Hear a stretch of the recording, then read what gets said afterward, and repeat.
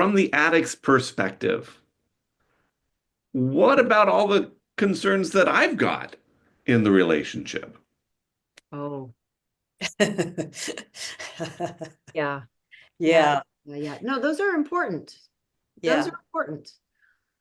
So I'm just gonna, okay. So when someone comes to the emergency room and they've been shot and they're bleeding and they're in pain and they're wheeling them in and it's loud and it's chaotic and we're taking their history as quickly as we can and we learn they're diabetic. Do we treat diabetes or do we treat the gunshot wound? I'm going to propose that we treat the gunshot wound. And learning about betrayal is like being shot and run over. So it's not that the diabetes in this metaphor or analogy are less or are unimportant. Those are important, but we can't deal with them right now. First, we need to stabilize. So we need to stabilize. And as that gets worked through, then we're going to start to say, what else is here in the relationship that maybe we need to address also? Mhm. But it's really important it not happen at the front. We Yeah. have to deal with the betrayal trauma first. Jeannie, the way that I do this is I draw a triangle for my clients, and at the top of the triangle, I have sex addiction, and underneath that, I have marital issues. Mm-hmm. And I say basically, until the sex addiction piece is addressed and in remission in some way, we cannot get to the underlying marital issues. And that most people get that. I think the big question is, well, how long, how long for the addict? Well, how long do I need to wait until I can start voicing? Because in recovery, they're told you have feelings, you have needs, you need to be voicing them, you need to be expressing them. And then a lot of times I would say they start doing that, and the partner's like, I don't want to hear it.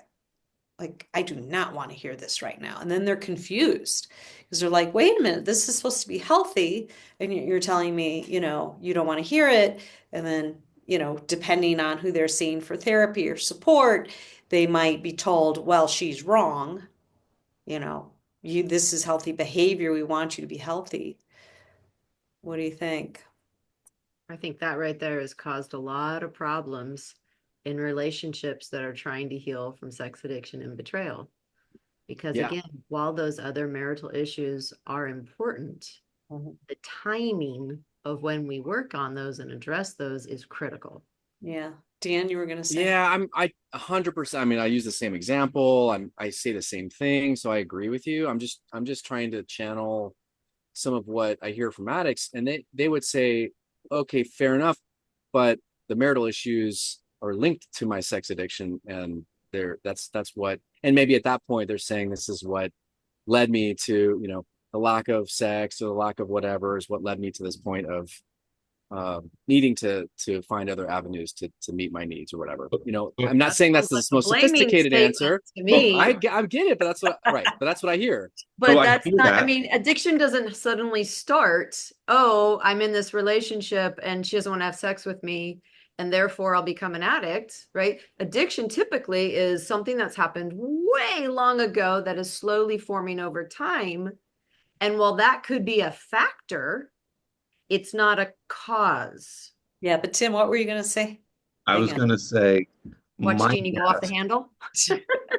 my guess is that and because I hear those same things in my office, but I usually hear that from guys that are within the first year of recovery. Yeah, right. Really. you know. And what I usually say is, look, starting off, we got to lean heavily into sort of supporting your partner, doing their healing, sort of recognizing their trauma. There's going to be dynamics in your coupleship. If we can talk about them, great, but don't count on it. Once we get, once they get more established as the addict in their sobriety, leaning into recovery, they're starting to live their life and sort of approach their relationships in a different way. And then we can start stepping into the relationship stuff. And the partner may not like that. The partner might have gotten very comfortable with, I get to be angry and I get to sort of say what I want, and you just do what I say, and you don't push back and try to negotiate with me.